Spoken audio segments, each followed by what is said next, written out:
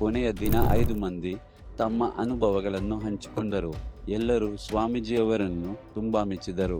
ಅದ್ಭುತ ಬೋಧನೆ, ಶ್ರೇಷ್ಠ ಗುರು ಅಂತ. ಆದರೆ ಸ್ವಾಮೀಜಿಯವರು ಸ್ವಲ್ಪ ಗಂಭೀರವಾಗಿ ತೋಚಿದರು. ಅವರಿಗೆ ಒಂದು ಬೇಸರವಿದ್ದಂತೆ ಅನ್ನಿಸಿತು. ಜನರು ವಿಷಯದ ತಳಹದಿಯ ಬಗ್ಗೆ ಯೋಚಿಸದೆ ಅವರನ್ನೇ ಹೆಚ್ಚು ಹೊಗಳುತ್ತಿದ್ದರು. ನಾನು ಕೇಳಿದೆ, ಸ್ವಾಮೀಜಿ, ನಾನು 6ನೇಯವನು, ನಾನು ಹೇಳ್ತೀನಿ. ಮಾತು ಶುರು ಮಾಡಿದಂತೆ 6 ಅಂಕೆಯ ಮಹತ್ವದ ಬಗ್ಗೆ ಮಾತನಾಡಬೇಕು ಅನ್ನಿಸಿತು.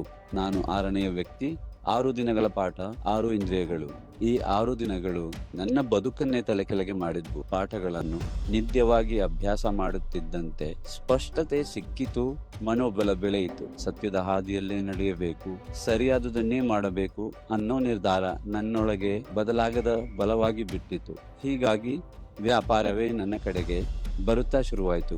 ಇದು ತಪಸ್ಸು, ಯೋಗ ಮತ್ತು ವೇದಾತ್ರಿಯಂ ನನಗೆ ಕೊಟ್ಟ ಅಮೂಲ್ಯ ಕೊಡುಗೆ. ಇಂಥ ಪಾಠ ಇನ್ನೊಂದಿಲ್ಲ.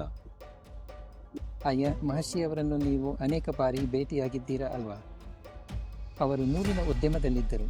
ನೀವು ಕೂಡ ಅದೇ ಕ್ಷೇತ್ರದಿಂದ ಬಂದು ದೊಡ್ಡ ಬದಲಾವಣೆಗಳನ್ನು ತಂದುಕೊಟ್ಟಿದ್ರಿ. ಇವೆರಡು ನೋಡಿದ್ರೆ ನಿಮ್ಮೊಳಗೂ ಮಹರ್ಷಿಯವರೊಳಗೂ ಒಂದೇ ತವಕ ಇತ್ತು ಅನಿಸುತ್ತೆ. ಈ ದಾರಿ ನಿಮ್ಮೊಳಗೆ ಎಲ್ಲಿ ಪ್ರಾರಂಭವಾಯಿತು?